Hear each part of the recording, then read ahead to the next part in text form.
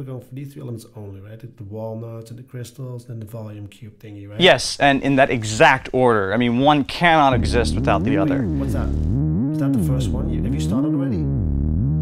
I'm just finishing up the last check on these levels back here. You know, I think you should get your camera ready. I think we're we're almost. I'm ready already. Hey, Caroline, I think we're just about ready to get going on leg one here. Perfect. Here at the Sundance Research Facility, scientists have found a way to turn sound into matter. However, these sounds are not made with traditional instruments but taken from everyday objects. In the next few minutes, we will see how these scientists collect the materialized sounds, tempo, and volume. They then combine and process these to create new, exciting, and sometimes unusual music.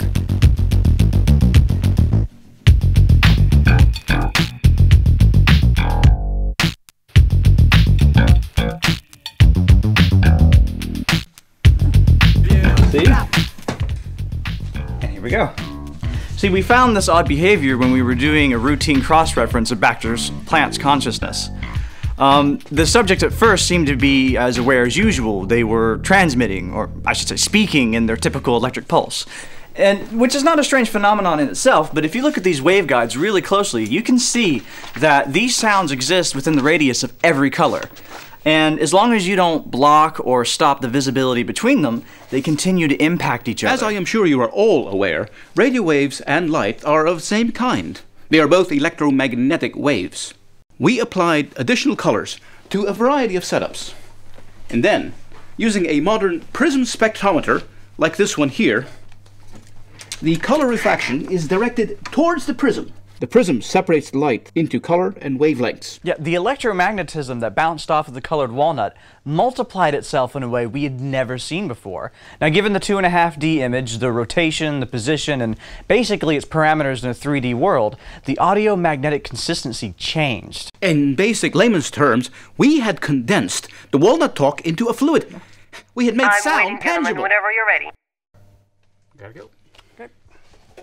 Now that we have seen how the sound of walnuts was turned into a fluid, we will move right along to the second part of this experiment, the materializing of tempo.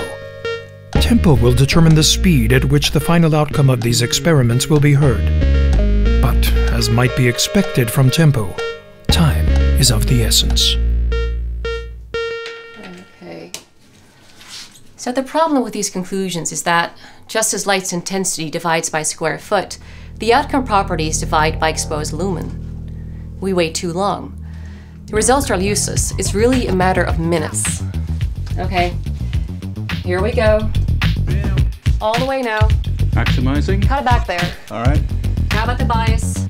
How's that? Right about there. It's working now.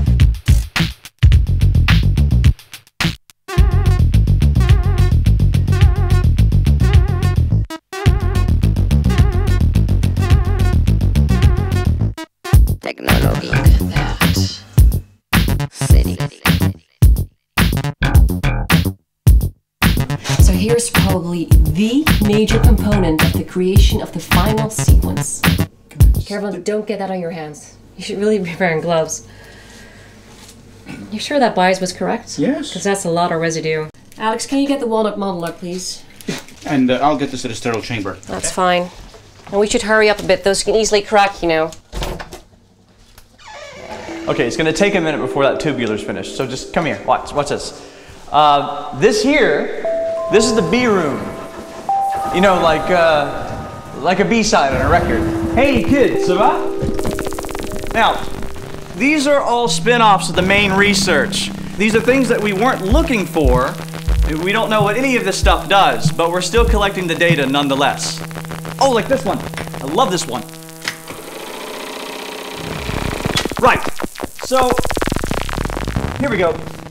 If you look at this waveform here, you can see that it's similar to a snare, but it stems from this acicular input here.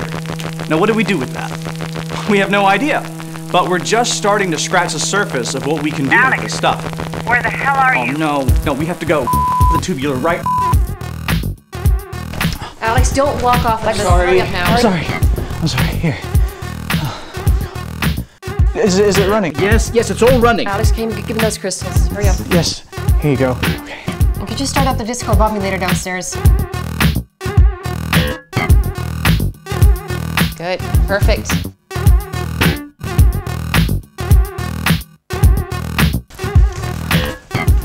Now turn it up a bit. Mm-hmm. Yes, slowly turning black. Yeah, I can follow it on the screen here. I'd rather play this one by ear.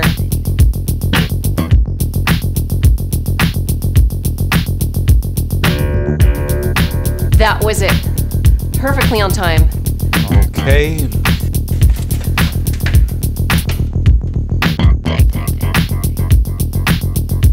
And then I'll set the ADSR envelope for immediate sustain. Yes, excellent, thank you. This metallic-looking material is the result of combining sound and tempo, and includes the final element, volume. It will now be placed in this machine called the discombobulator. It was especially designed to read the collected results from our experiments and has the unique ability to create new sequences from these materials. This is the science of music and matter. The purpose of this machine is that it's well, it's the end machine, basically. So we're all set?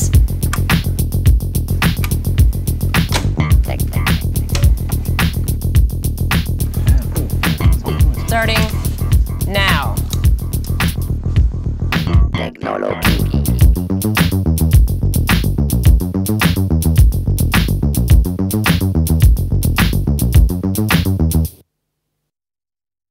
And? Congratulations, gentlemen. It looks like we pulled it off. Let's see if we did, shall we?